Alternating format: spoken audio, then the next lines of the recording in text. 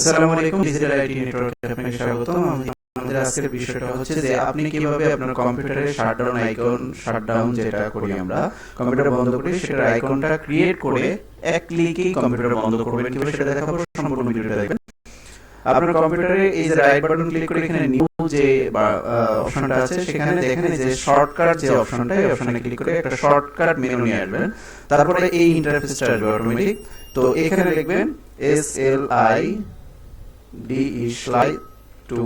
slide to shutdown, SHUTDOWN shutdown, slide to shutdown dot exe file. তো এখানে next click করে finish দিয়ে দেবে।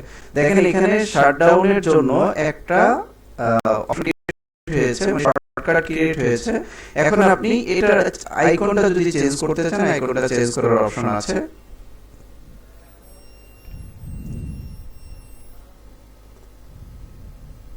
রাইট বাটন ক্লিক করবেন, প্রপার্টিজে যাবেন, এখানে দেখেন চেঞ্জ আইকন যে অপশনটা সেখানে ক্লিক করবেন। এখানে দেখেন এই যে শাটডাউন যে চিহ্নটা আছে এইটাই দিয়ে দিবেন। আপনি চাইলে অন্য আইকনটাও দিতে পারেন, সমস্যা নাই। এখানে আমি শাটডাউন এই যে চিহ্নটা বা আইকনটা, এই আইকনটা আমি দিয়েছি। ওকে দিলাম, দেওয়ার পরে অ্যাপ্লাই দিলাম, ওকে দিলাম। দেখেন এখন শাটডাউনের আইকনটা ক্রিয়েট হয়ে গেছে। এখন আমি এখানে যদি ক্লিক করি, এখন আমার এখানে স্টার্ট দিয়ে শাটডাউন করার অপশন মানে দরকার নেই, আমি এখান থেকেই করতে পারবো। এই যে এখানে ডাবল ক্লিক করলে দেখেন আপনার কম্পিউটারটা শাটডাউনের জন্য অটোমেটিক রেডি হয়ে যাবে। এখন আপনি যদি শাটডাউন করতে চান তাহলে ক্লিক করবেন একবার, আর শাটডাউন যদি দেখেন এই ইন্টারফেসটা আছে, আপনি যদি চান তাহলে ক্লিক করবেন, আপনি যদি না চান তাহলে ক্লিক করবেন না, তাহলে শাটডাউন হবে না।